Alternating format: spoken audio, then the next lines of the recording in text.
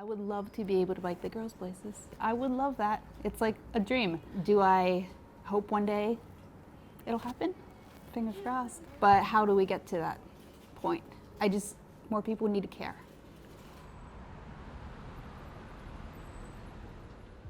I'm continually drawn back to New York by the bike scene here, but I've been thinking more lately about why people don't bike.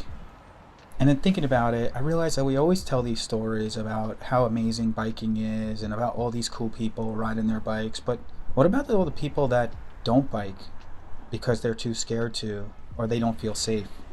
I hope this video will show both sides of that story.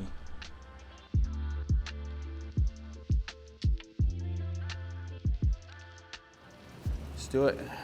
So we're in the Brooklyn Navy Yard and we're gonna go meet up with a new friend.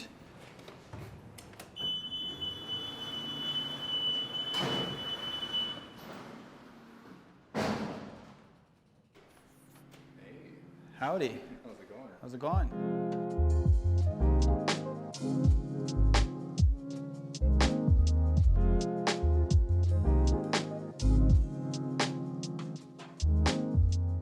Tell me a bit more about what you guys do. Pamela and I are married. We have this company called Rader.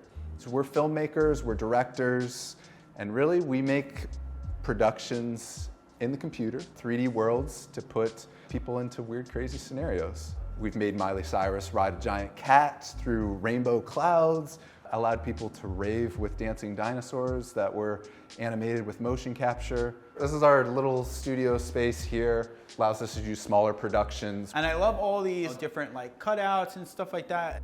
These are just mementos from shoots gone by.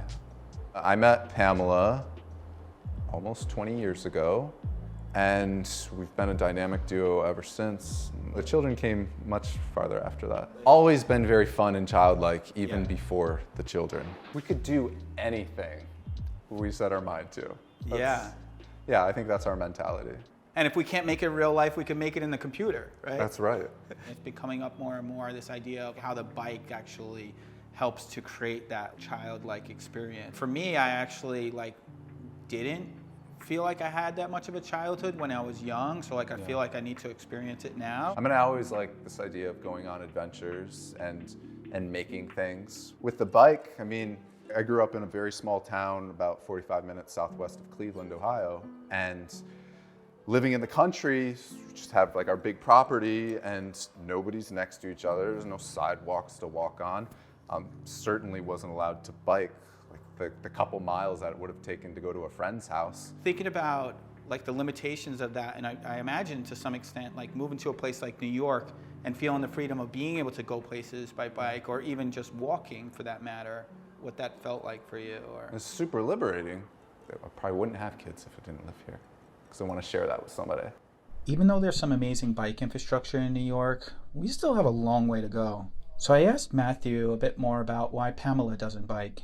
She never learned how to ride a bike for whatever reason. She grew up in a very hilly area. It just wasn't a thing that kids really did there, I guess. 10 years ago, she took a class in Williamsburg. Grown-ups, 18 to, 70 years old maybe, and they all learned how to ride a bike by the end of that 1-hour session. It was really endearing. Learning how to ride a bike in a park is a little different than day-to-day riding and all the challenges that come with that. She knows she can ride, but it's the other things that come with that.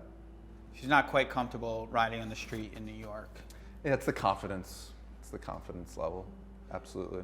If there's a greenway, someone like her or someone else that's a little uncomfortable, totally more of an opportunity for them to do so. I mean, even greenways can be problematic because there's not really much enforcement. Despite the fact that we're coming a long way in New York with bike lanes and everything like that, the reality is it's not accessible to everybody. And I think people that don't bike, they might not always necessarily understand that. Maybe a motorist might feel like, oh yeah, we got bike lanes, you could ride everywhere, it's great and this and that. But it's well, it's kind of like if you're driving your car and then all of a sudden there's no road left anymore. And so you probably would feel kind of limited in that way. And I think that some people, if they're more experienced, they're willing to overcome some of those challenges and say okay, I'm gonna hop in the street for a minute, or I'm gonna hop up on the sidewalk, even though it's technically illegal. if you're not that experienced with it or not that bold or daring, it's a little tough. So yeah, I would want to like enjoy this thing that's so special to me with somebody, you know, that's close to me. Take the whole family on adventures. Yeah, that's a really big thing. And you got your bike set up over here. It's definitely nice. You got your space. And these are effectively both your bikes because like you said before, Pamela doesn't really ride so much, but... That is true. I like the sportier ride of the HSD. It's more maneuverable and stuff. This is kind of like the workhorse. Yeah, when you got to carry both of them, it's here. If you could carry just one, it's just running on here. Or carrying a lot of gear or something.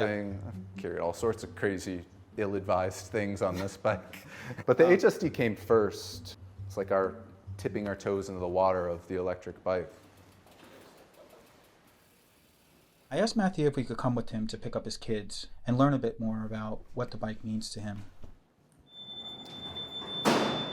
Not everybody has a large freight elevator that they can wheel their 2 fancy cargo bikes into. I know, seriously.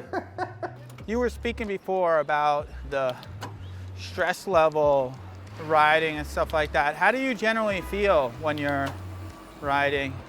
Oh, I love it. There's no stress because you're just thinking about riding. It's like a video game. You're just completely in it, almost like playing a sport, you know? I mean, it's more difficult with the children bickering, but this is us right here. Last couple of weeks, there's now a yellow GSD and a blue GSD. I guess Propel just like shipped them out or something. Becoming a trendsetter here. This is Tara and Chris. They're making a story about Pink Pink. You say hi? Hi. Oh! Wow, you look like a big furry monster. Did you have a good day? Yeah. I'm not a father, but if I was, I think somebody like Matthew would be a role model of mine. I mean, I really admire parents that transport their kids by bike. I gotta think that I would really enjoy that experience growing up on a bike with my parents. It's just right here.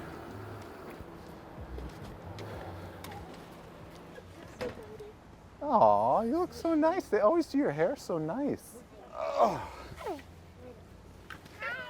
Hello. Hi, nice to meet you. I wonder what other people think about this idea. I know it's not that popular in America, but it's certainly growing in popularity in other places in the world. It's very popular. You ready? All right, let's go.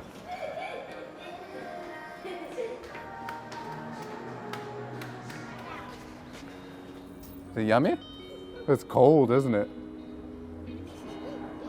Oh, you can't steal mine, girl.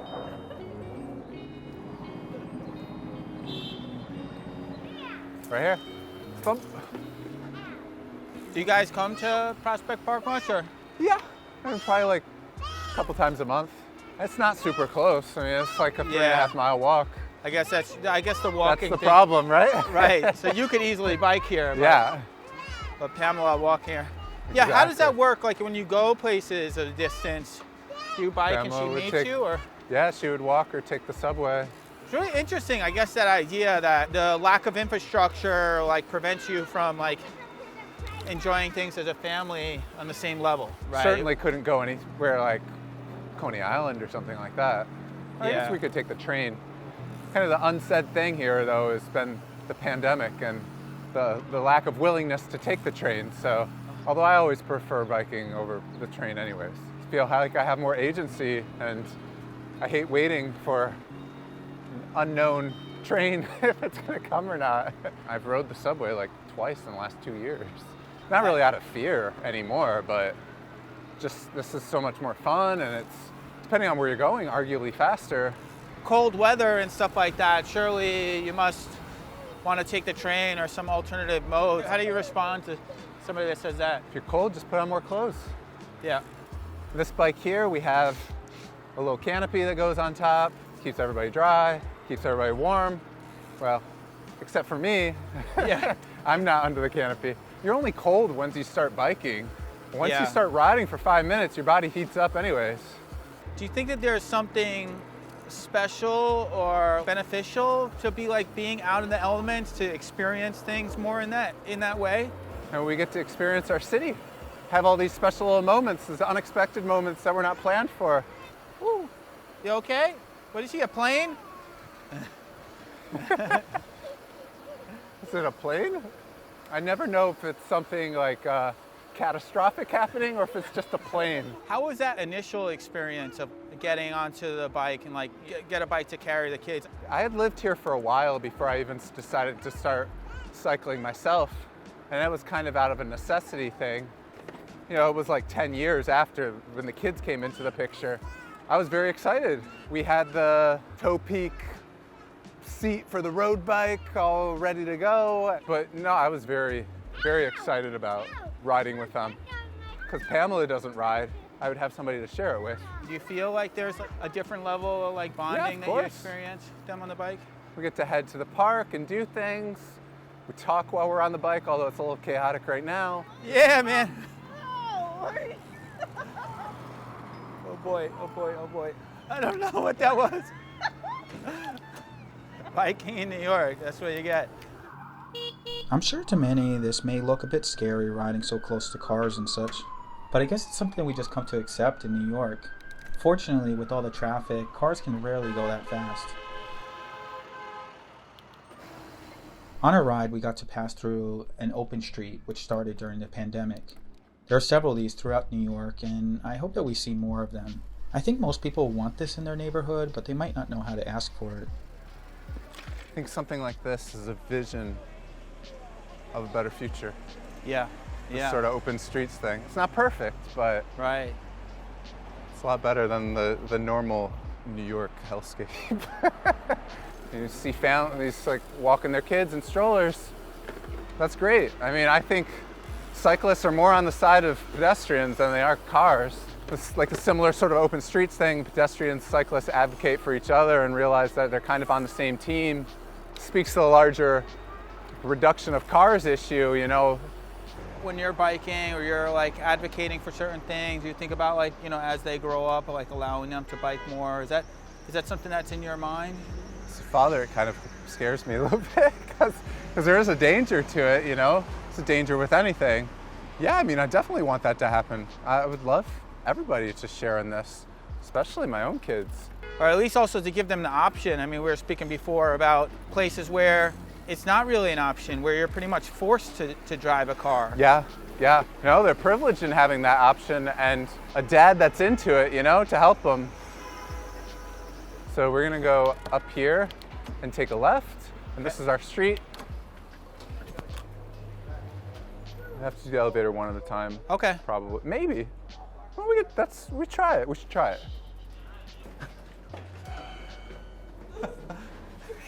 Let's see. Maybe. I don't think you're gonna. Oh my God. Oh! In case you're wondering, it just fits. I really wanted to hear more about Pamela's experience, so we went to their house to connect with her. Hey, girl. Hi. Very nice to meet you. She just keeps walking up to him being like, hey. She loves to talk to people when she's on the back of the bike. There's times where she'll see like other people just waving to him and it'll be like, why are these people waving to me? They're just waving to the baby in the back. I know that currently like the built environment here isn't really conducive to that for everybody. Like not everybody necessarily feels comfortable with that. I've lived in several different places, and some places I don't feel comfortable riding a bike. You know, I really don't. And like if I don't feel comfortable, like I don't want to do it. Like I'd rather walk, and similar to you actually decide to walk as well. And so I really respect that. I appreciate that. I empathize with that because I also have that experience. I really feel like a noob, you know, because I didn't grow up riding my bike. To learn in the city and then to want to go out onto the street as an adult, because as a kid you don't have as many fears. You see they're wild. They just do it. But you know, I'm worried about a lot of serious things. Absolutely. I wish I could go out and ride a bike. I would love to take the girls out. I see how many cool adventures Matthew goes with the girls. And you know, like they just like on a Saturday, they just pack up and they go to the beach. You know, and Matthew would have all these great pictures of the girls, and I'm like sitting at home, like wishing I was part of that. But until I feel more safe with that, and I don't know if I'm ever gonna feel that amount of safety until things change. And I just don't know if the city is set up to change that much. I've been to a place that's like that, which I would say like the Netherlands was probably the best in that regard. And oftentimes I reflect on that, I try to encourage places to model that. And I think if we don't build places for people like you and people like them, like young people and people that are inexperienced, then we haven't done our job yet. It's not there yet. And as much as people can be excited about the progress that we've made so far, we still got a long way to go. I talk to many moms, like part of all these these mom groups, right? And I often hear them say the words that I always say, which is, I really wish I could ride a bike with my kids, but I'm scared. Or you see, accident after accident until the infrastructure changes, becomes more safe, until there's more maybe trust between car drivers and cyclists. I'm not sure how to get people, including myself, over that fear of riding on the street. I mean, yes, there's bike lanes, there's greenways, but I mean, look out on the bike lane now and you'll see just in this block, 2 cars blocking the bike lane. What happens when you're a noob like me and you're going down that bike lane and all of a sudden you have to go out in traffic? And even more scary, you have kids on the back. I just tense up and I get so scared. And I'm sure that happens to the most experienced people as well. So many people are having that experience, but I don't know that it's always expressed so much. I think that many people, they probably just get this idea and then they just shut it down and I don't ride a bike. But nobody, people don't talk about it that much really. And I think that is something that needs to be talked about and it needs to be presented to different, council members and stuff like that. It's kind of the, the chicken or the egg thing. It's not that people don't necessarily ride a bike because they don't want to ride a bike, it's because they don't feel safe. I mean, I see more and more bikes and that's awesome, but still, there's so many more people that want to ride a bike that just can't get over that fear. And I would love to be able to bike the girls' places. I would love that. It's like a dream. Do I hope one day it'll happen? Fingers crossed. Yeah. But how do we get to that point? More people need to care. But it seems like you share that experience with them in so many other ways today, though. There's nothing that I do as a parent versus Pamela. My love for arts and fashion and color and creating, I try to share with them. And I already start seeing that creativity in Enceladus. Enceladus started pattern making dresses and kind of just putting her own style together. And that's just a small step of being creative to me, in life. I love to cook. I have the food blog. The girls have been in the kitchen with me since they've been babies. I think that's why they're such adventurous eaters now, later on in life, because they get to explore all this food. But I don't know, I had kids to share all the things that I love in life with them.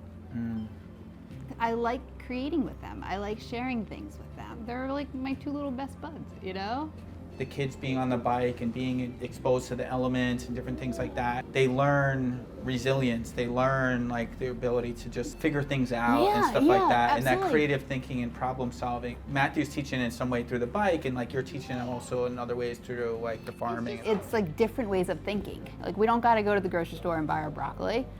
Go to the garden and grow our own broccoli. Sure, it might take a little bit longer and it's a little bit more hard work, but it's also really fun to experience, especially as a family. Every weekend we go to the garden and the girls get filthy, and it's such a calming space. Just take a step back and say no, this is not the way it needs to be. Yeah. And I really appreciate and respect that. And I think that we need more leaders like that, here in the city and throughout the world, really, to help people to think differently, because the reality is the way that's prescribed is not always the best way.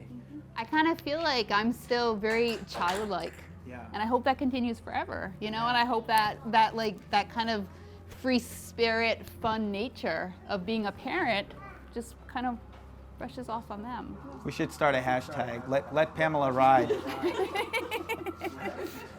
Now, this is just one story, but I'm sure there are countless others. I'm really thankful for Matthew and Pamela for allowing us to take a little peek into their lives. It's really interesting to see this one side of Matthew that loves to bike and bikes all the time, but how their family is still so limited because of the infrastructure, because of the built environment. And I really think that we have an opportunity to change this. I think more people need to share these stories. I know on a personal level, it's not always so comfortable for me to share what I'm scared of or talk about my limitations, but I'm really inspired by Pamela, and I realize the power of stories like this. We need to share our challenges, our fears, our vulnerabilities, really put ourselves out there. And I guess even sometimes just being out there on the road is like being an example to others, helping to inspire others in that way. But if we really want to make biking accessible to all, we need to share these stories. And I hope you share this story and your own, so we can speak up for our desire to bike, rather than just giving up and thinking that it's not possible. And if we keep pushing, maybe we can build a city where you don't need to be an expert to bike. And who knows, maybe we could build a city that can let Pamela ride. I'm sure there's countless other people out there just like Pamela.